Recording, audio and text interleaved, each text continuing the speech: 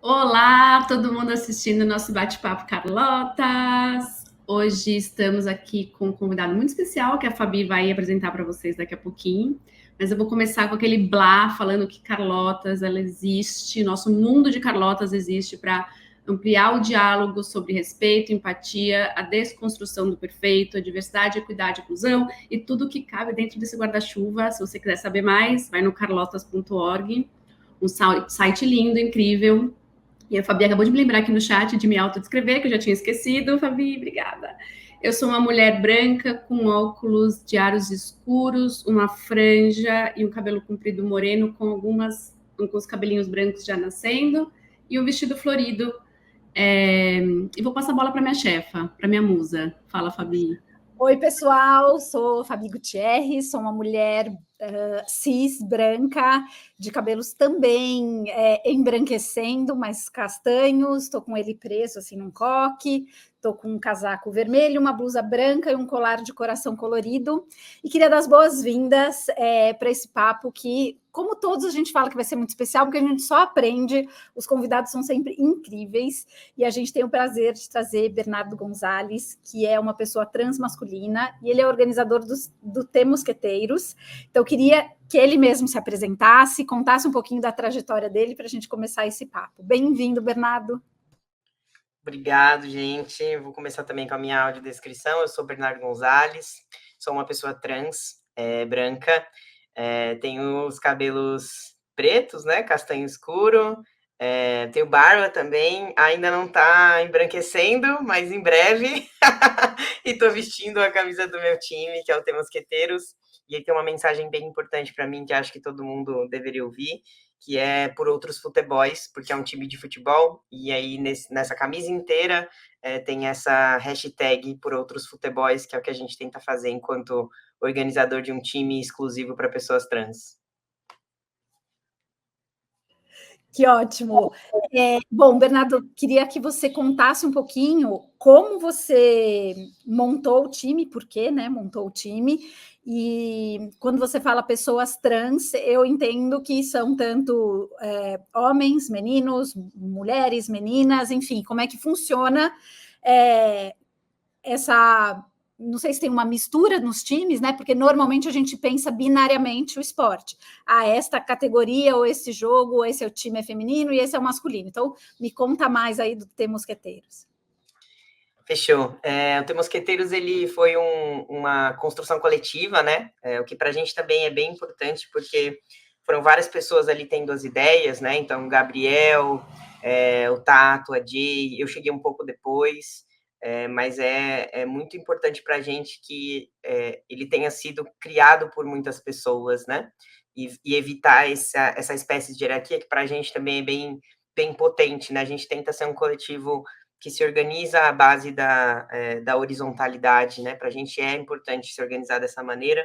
E o T Mosqueteiro, sim, repensa essas categorias, porque dentro da transgeneridade e do que a gente entende como ideal de mundo, essas categorias binárias elas não fazem sentido, né?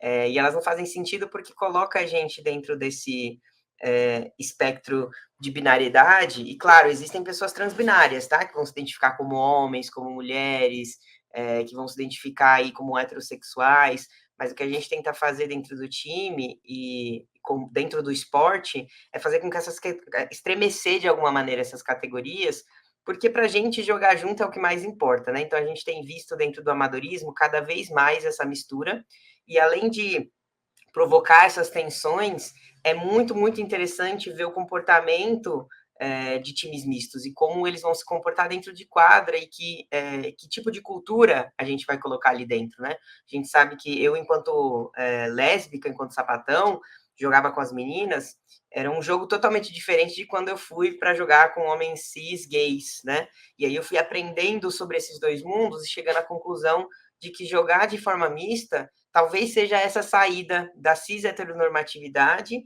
e também das competições que se criam, né? Porque dentro do ambiente masculino é uma competitividade extremamente tóxica, dentro do feminino tem essa coisa de, nossa, vamos devagar, vamos devagar, vamos devagar, e eu acho que a ideia é a gente se integrar sempre para que a gente construa essa outra alternativa, né? Que não coloca as mulheres nesse lugar de fragilidade e também questiona essa competitividade tóxica que está dentro dos times masculinos, né? Cis ou hétero, cis masculinos, hétero, ou cis masculinos homossexuais, bissexuais, né? A gente percebe esses mundos não interagindo e parece uma grande pena, né? Essa não interação e essa outra construção como saída. E aí eu gosto muito de trazer esse exemplo, nas últimas Olimpíadas, por exemplo, e é uma provocação muito grande, assim, um atleta que se identifica como um homem trans, mas que não se hormoniza, né, que não faz uso da testosterona, jogando no time feminino do Japão, né? E que provocações ele traz para esse mundo, né? O que a gente faz com pessoas que são trans, que não usam hormônio e que estão no alto rendimento dentro das categorias que a cisgeneridade entende para eles, né? Então, é um feminino, mas não é feminino, né? E isso provoca uma série de problemáticas ali em quem vai narrar o jogo, entre as próprias pessoas que estão ali competindo, né? Entre a própria ideia da definição do que é masculino e feminino dentro do esporte de alto rendimento. E as pessoas não binárias também estão nessa brincadeira. A gente tem um outro atleta que jogou pelo Canadá, se eu não me engano, um atleta, né? Jogando pelo Canadá, e que provocou também toda uma tensão, ele jogando no feminino, mas que não se identifica como feminino, se identifica dentro do espectro da não binariedade. Então, eu acho que cada vez mais a gente vai ver esses atletas dentro do alto rendimento. No amadorismo eles já estão, né? Mas dentro do alto rendimento a gente vai cada vez mais ver essas pessoas e provocar esses lugares. Eu acho que é isso que o The Mosqueteiros tenta fazer, desde a sua ideia de amadorismo até o nosso time de base. Agora a gente está com um time de base de crianças, né? Então, o que a gente quer provocar nessas crianças são esses movimentos, essas tensões, para a gente tentar balançar as estruturas do esporte e provocar um pouco essa cisgeneridade binária, etc. e tal. Uhul! Quem chegou, agora, quem tá ouvindo já tá balançado. Sabe o que eu tava pensando? Da gente falar da história também um pouco. A gente já chegou mais para assim, onde estamos e como chegamos até aqui. Você, quando a gente conversou um pouquinho antes, falou que veio de uma revolta, né? Que é muito mais do que um time. Eu anotei até porque eu achei legal, um coletivo político. E aí eu ouvi um pouco mais dessa história. Bom, é claro que o The Mosqueteiros não é o primeiro, né? Eu, inclusive, tenciono muito essa brincadeira, né? Que agora que a gente está nas redes sociais, tudo vira primeiro, né? Mas eu tenho as minhas dúvidas, porque a história da humanidade é um pouco mais longa, né? Para você se chamar de primeiro de alguma coisa, né? Então, não acho que isso começou com o The Mosqueteiros, mas porque essa revolta, ela existe há muito tempo dentro dos comitês olímpicos internacionais, né? Essas pessoas que não se adequam no feminino e no masculino, existem há muito tempo, né? E o que o The Mosqueteiros faz quando se chama de político, de coletivo político, é, na verdade, uma reparação histórica, né? Então, poderia aqui ficar falando para vocês inúmeros exemplos de atletas que tiveram suas medalhas retiradas, os testes de feminilidade, né? Quando as mulheres começaram a disputar nos esportes, elas eram questionadas porque tinham resultados melhores do que de homens, e aí eram questionadas nesse lugar do, será que é mesmo uma mulher porque está chegando nos mesmos resultados do que um homem, né? E aí se instaura durante muito tempo os testes de feminilidade, que basicamente era pedir para as atletas abrirem suas pernas para checar se elas tinham mesmo vagina ou não, né? E aí tem todo o papo das pessoas intersexo no meio desse caminho, né? Que são pessoas que têm uma produção hormonal diferente e que vão chegar no alto rendimento também, que vão ser questionadas. A gente tem exemplos aqui no Brasil como Edinancy Silva, não sei se vocês se lembram, né? É uma pessoa intersexo que sofreu muito com essas questões por conta da binariedade desse esporte e que vai impedir essas outras pessoas, essas outras formas de existir, de estarem dentro desse sistema. Então já começa o problema aí, né? Essa binariedade, ela não é simplesmente uma questão que a gente tem que passar batido, ela provoca muita violência e muita opressão de gênero, né? A pedir para a pessoa fazer uma reparação cirúrgica para corrigir qualquer problema que ela venha a ter, quando é um organismo que vive, que está ali vivo e que tem uma produção hormonal diferente dos outros, né? E o que faz com que ele tenha tanto direito quanto qualquer outro, né? A Caster Semenya é uma corredora, inclusive, que está dentro do espectro da condição intersexo e que se recusa a fazer, inclusive, qualquer qualquer cirurgia, qualquer intervenção, porque o corpo dela produz testosterona e ela não está praticando nenhum tipo de doping, né? Então, esse é um papo muito longo, mas estou trazendo aqui umas pinceladas para a gente entender que quando a gente está falando de história do esporte e atletas trans, não foi o T Mosqueteiros quem começou. Essa revolta já existe há muito tempo, só que a gente fala muito pouco dela, né? E aí eu gosto sempre de trazer a referência da Chimamanda, que é isso, né? Que história a gente tem contado sobre o esporte, e estamos colocando ela como uma narrativa única, quando existem milhares de narrativas possíveis, né? E o T Mosqueteiros faz parte desse grande movimento. Parece que a gente não vive mais nenhum tipo de proibição no nosso mundo, mas sim, pleno século XXI, a gente vem vivendo proibições. Não mais as mulheres agora são proibidas de jogar, né, de competir, de praticarem esporte, mas as pessoas trans têm passado por isso. E acredito que esse movimento começou com a chegada de uma jogadora, de uma atleta profissional chamada Tiffany Abreu em 2018.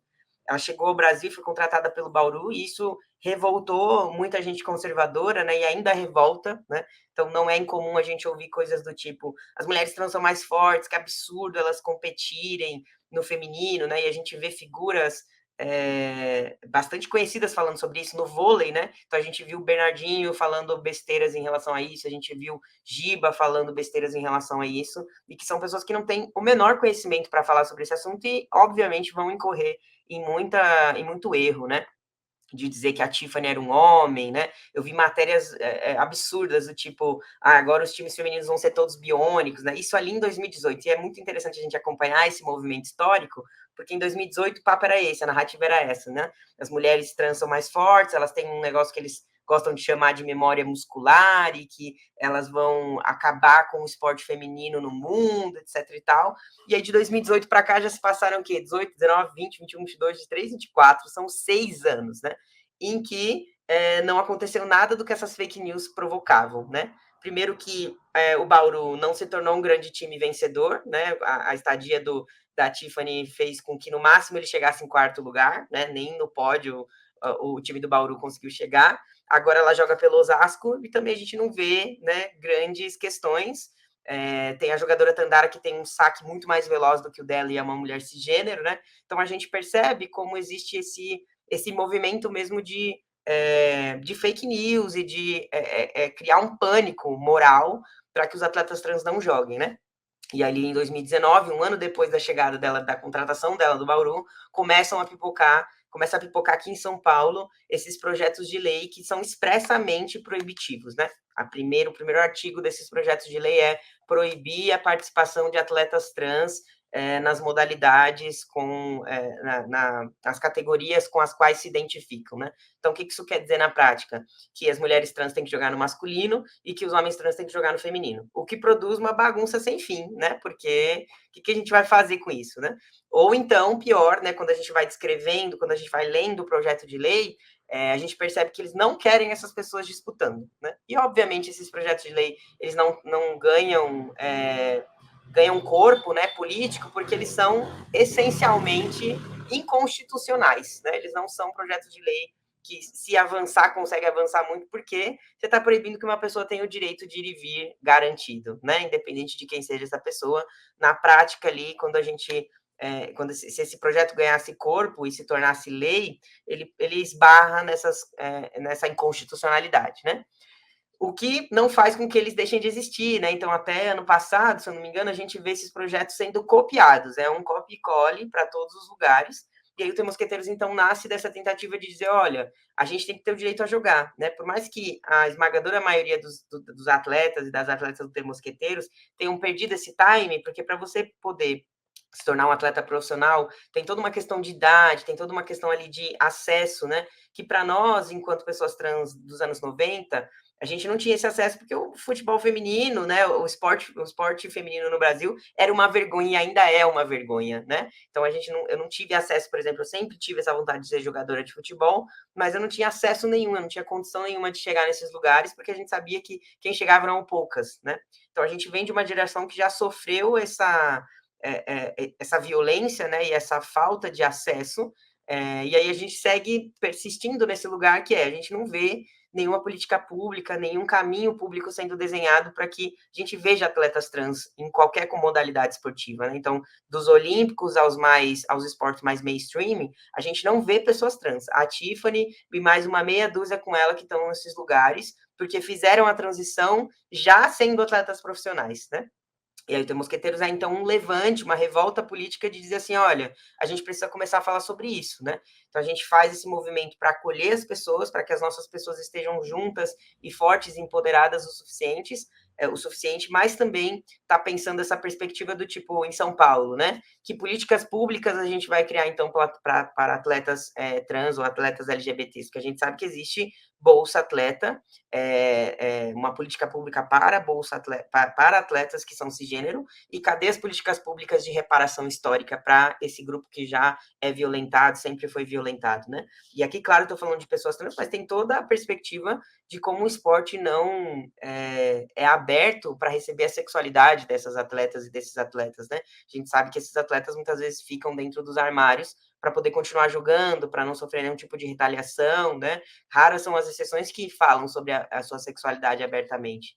Então, eu acredito que desde 2019, né, quando a gente nasceu, e mesmo depois da pandemia, né, que a gente teve um processo de interrupção, nosso objetivo final é garantir direitos de pessoas e garantir o nosso direito ao amadorismo de forma segura e sem nenhum tipo de violência, e garantir também que crianças trans ou pessoas LGBTs que assim desejarem se tornarem profissionais tenham esse direito garantido sem ter as suas asas cortadas, né? Imagina você não poder fazer essa transição porque você tem que fazer uma escolha entre uma coisa ou outra, ou você não poder falar sobre a sua sexualidade dentro de um ambiente que você ama, que é o esporte, que é uma modalidade seja individual ou coletiva, enfim, né? Eu acredito que a gente tem feito esse trabalho para garantir esses direitos e que são direitos constitucionais, né? Muita coisa, muita coisa. Primeiro, a gente tem uma série de papos com várias pessoas de olhares complementares sobre a comunidade LGBTI+.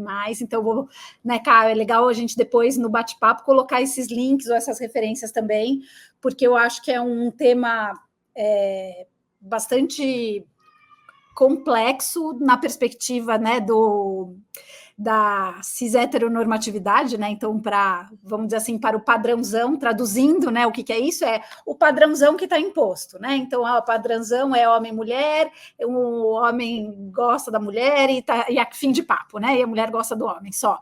Então, eu acho que é importante a gente resgatar aí os outros papos para a gente se letrar e se aprofundar nisso. E acho que essa provocação do esporte ela é muito importante. Infelizmente, a gente não vai dar conta, né, de tudo aqui, mas eu acho que você trouxe pontos importantes para a gente pensar, né? Acho que não se tem a pretensão de resolver de hoje para amanhã um tema tão complexo, né? Mas que a gente comece a pensar nas pessoas individualmente, quem elas são e como a gente pode incluir dentro do que elas querem fazer e como elas se realizam profissionalmente, pessoalmente, no lazer, enfim.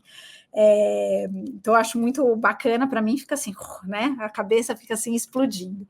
E aí eu queria que você trouxesse um pouco dos desafios, e aí pode ser no âmbito do lazer, esporte, ou no âmbito geral, e até acho que para a gente poder prestar esse serviço, né, para todos nós de letramento e de começar a perceber e ver as coisas que acontecem no dia a dia, mas os desafios que parecem pequenos, melhor, os desafios cotidianos que uma pessoa trans tem no dia a dia.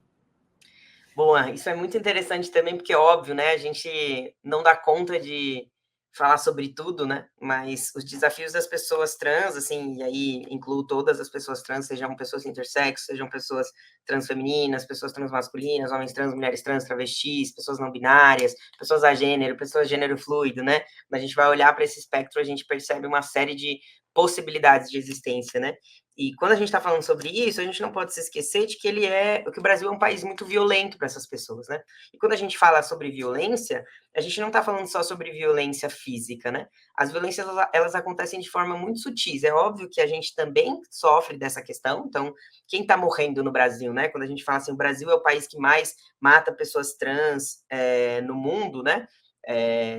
A gente não está falando de um recorte de todas elas. De quem a gente está falando especificamente para chegar nesse dado? A gente está falando das mulheres mulheres trans pretas e travestis que estão na prostituição. São essas que estão vulneráveis e que fazem com que a gente se torne este ambiente. Só que, de alguma maneira, até que essa pessoa chegue nessa situação, muita coisa aconteceu antes, né? Então, o que começou a acontecer? O ambiente em casa extremamente hostil, né? Quantas são as nossas histórias em relação a violências dentro de casa, né? Sejam violências sutis das mais severas, né? Do tipo, de obrigar uma criança a vestir uma roupa que ela não quer, até apontar uma arma para a cabeça de alguém para matar, né? Efetivamente. E quantos casos a gente não vê também, né? Por aí. Eu me lembro muito de um caso, né? De uma criança que foi assassinada por ser mais afeminada, né? Porque ela gostava de lavar a louça e o pai não queria que ela lavasse a louça. O pai matou o menino na porrada, né? Basicamente isso. Então a gente percebe que essas violências vão fazendo com que esse caldo engrosse, né? E aí, quando a gente está falando de dificuldades, a gente está falando precisamente de esse ambiente em casa que é extremamente violento, que faz com que a gente não cresça dentro de uma condição psíquica razoável, né?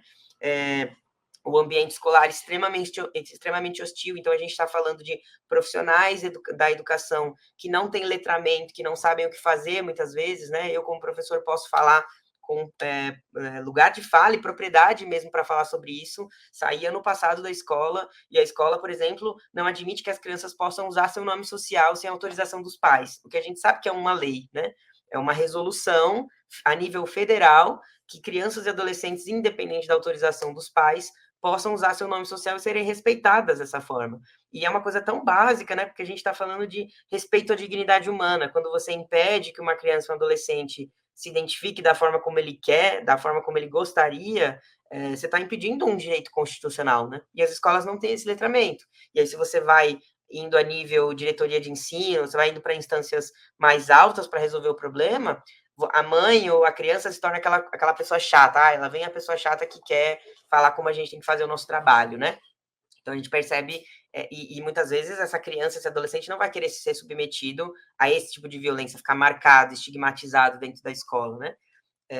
E aí a gente vai vendo só mais complicação, né? Porque qual que é o cenário diante dessa situação? Ou essa criança vai se abafar a própria vontade, ou então ela vai evadir da escola. A gente não tem saída, né? Ou ela vai ficar ali sofrendo calada até que ela possa, de alguma maneira, sair do ambiente da casa dos pais, sair desse ambiente escolar e se formar finalmente, porque também tem toda essa romantização, né? Tem que sair da escola. A gente sabe que é importante, mas às vezes é um ambiente extremamente opressivo para aquela figura, né, que vai levar ela ao suicídio, porque é um outro dado também que a gente vem enfrentando, do suicídio entre adolescentes LGBT+, ou ela sai da escola, né, fala, puxa, eu não dou conta de ficar aqui, eu vou evadir, e é o que acaba acontecendo. E aí, quando ela sai da escola, ela também vai sair da casa da família, né, que era aquele seio de violência, mas que era também aquele seio de proteção e segurança e garantias mínimas ali de acesso a, sei lá, uma moradia, uma alimentação minimamente saudável, minimamente possível, né?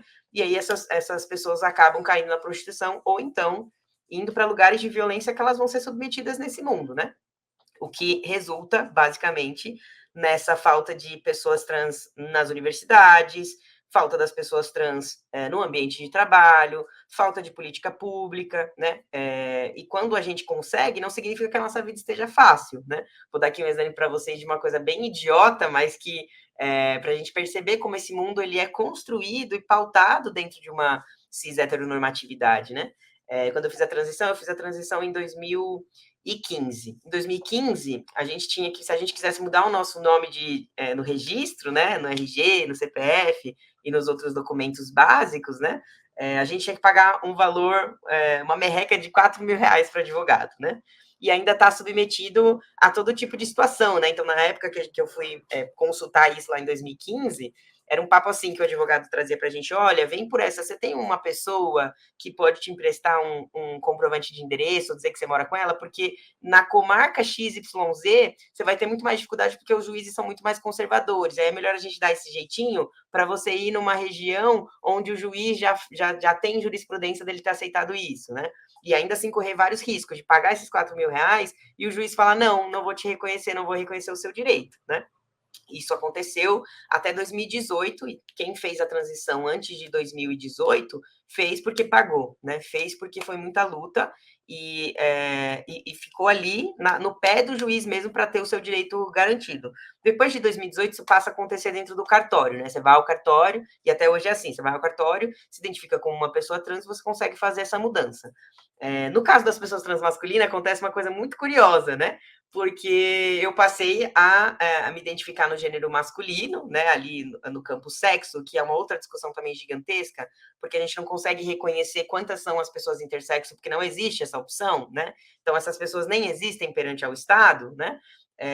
Mudaram ali compulsoriamente o meu para masculino, né? Mudaram o meu primeiro nome, o prenome, e o masculino. E aí, eu simplesmente, do nada, tive que ter uma reservista, porque eu não tinha uma reservista antes, né? E aí, o que você tem que fazer? Ir lá na junta militar. Eu já tinha mais de 30... Eu tinha o quê? Quando eu fiz esse processo, eu tinha 30 anos. Acho que já tá dos 30 ou 31. E aí, quando você chega lá na junta militar, ninguém sabe o que fazer, né? Sabe o que o Estado te obriga a fazer? Pagar uma multa. É uma multa irrisória, obviamente, né? Mas é uma multa porque eu não me alistei no tempo certo, né?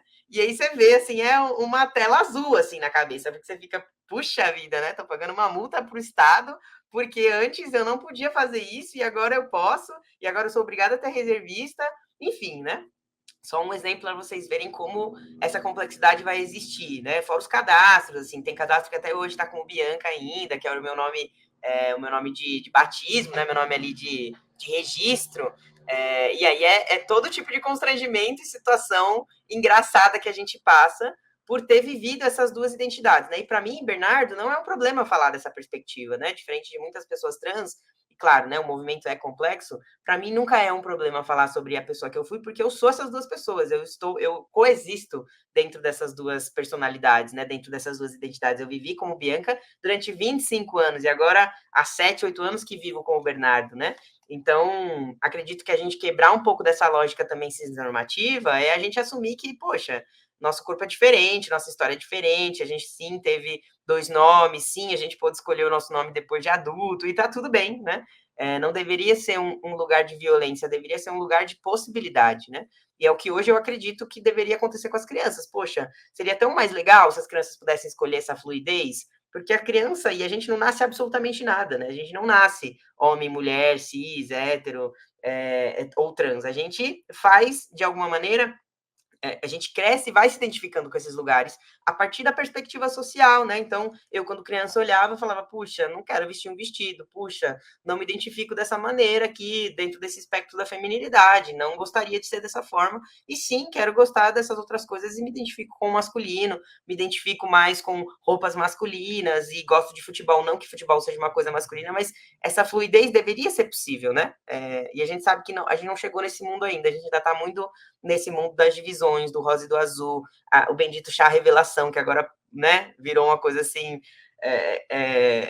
inusitadíssima, né, do tipo, é menino ou menina, e na verdade a gente, né, só nasceu com os nossos órgãos reprodutores, e aí foi toda essa estrutura de poder que foi identificando a gente dessa ou daquela maneira e nos impondo certos comportamentos, né? Enfim, é um papo longuíssimo esse, mas acho que trouxe aqui um pouquinho das dificuldades e do que passam pessoas trans no dia a dia e tentei fazer um resgate histórico aí para a gente se situar também, né? E pensar de onde tudo isso vem e para onde a gente está tentando partir.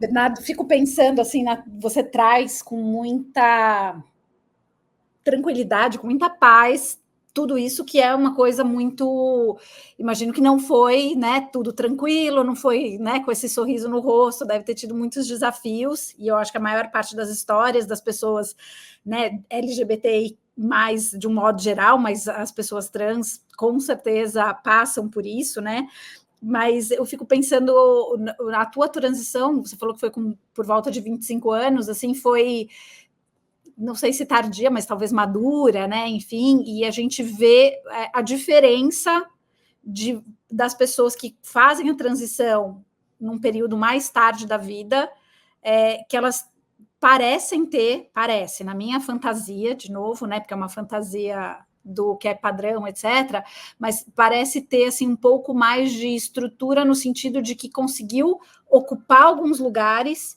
e por isso consegue fazer essas transformações, né? Por isso que talvez, porque a narrativa, quando você tem que enfrentar essas questões de gênero muito cedo, porque realmente é algo, enfim, que está transbordando, muitas vezes é essa narrativa que você contou, né? Que é expulso de casa, vai para a rua, não tem oportunidade, não consegue se formar, etc. Então, eu queria ouvir um pouquinho disso, porque a Carla, eu não sei como, ela ainda não apitou a gente o tempo. Mas eu queria, para encerrar, você falar um pouquinho sobre isso.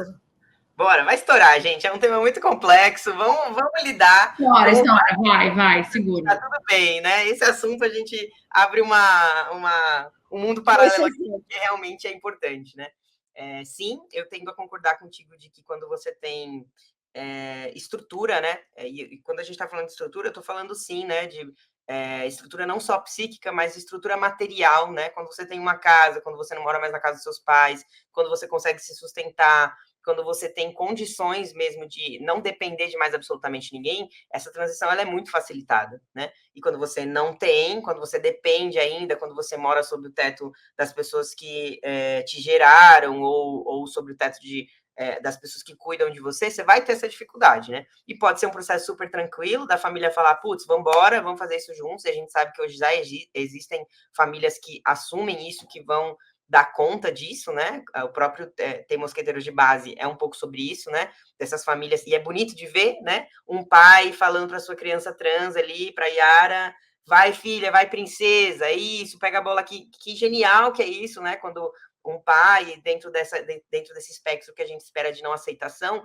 vai lá e aceita e assume a filha como uma criança trans, né? E claro que com muito medo, com muito receio também. Então é um dilema para todos os lados, assim, tanto do lado de quem não assume suas crianças e adolescentes trans, quanto de quem assume porque vai enfrentar uma série de estigmas e de comentários completamente perversos, assim, né? Do tipo, mas será que você tá fazendo a coisa certa, né? Ou aquele papo que a gente ouve por aí de que, mas que absurdo, criança trans existir, estão querendo dar hormônio para as crianças, quando isso também não é verdade, isso não existe, né? Em lugar nenhum do Brasil e do mundo se aplica hormônio em criança. A aplicação de hormônio, inclusive, ela vai começar a partir da maioridade em qualquer criança, em qualquer adolescente, e acho que é importante a gente dizer isso também, né, para alguém que esteja ouvindo e esteja com essa fake news na cabeça, não existe, né, o que se faz com essas crianças quando elas se identificam como crianças trans é um tratamento, é um acompanhamento, que aí tem psicólogo, tem psiquiatra, tem endocrinologista, tem nutricionista, tem uma série, é um grupo multidisciplinar que vai atender essas crianças e ambulatórios específicos para isso. Aqui em São Paulo tem o Antigos, né, que é um ambulatório que vai tratar dessas questões, depois a gente pode deixar aí para quem precisar, né, e outros ambulatórios também vão dar conta de cuidar dessa interdisciplinaridade que é quando uma criança se assume trans e acolher essa família também, né. Então, eu acho que sim, faz parte da nossa militância que esses ambientes existam e existam de forma pública, né? Nenhuma família paga nada por isso. E sim, a gente tem um trabalho longuíssimo ainda pela frente para que as pessoas entendam que as crianças trans existem. Eu existi como criança trans, eu dava outro nome para isso. Né? Quando eu descobri que isso se chamava transmasculinidade, o processo foi muito mais facilitado, né? E eu acredito que a gente tenha que continuar falando sobre isso, porque ainda é um tema que não se fala, né? Hoje em dia a gente vê isso nas novelas, a gente vê as pessoas, os personagens, né, fictícios contando suas histórias, o que facilita muito a vida, né? Porque a gente sabe que a novela ainda é uma grande porta de entrada para comunicar com pessoas que não têm esse letramento, né?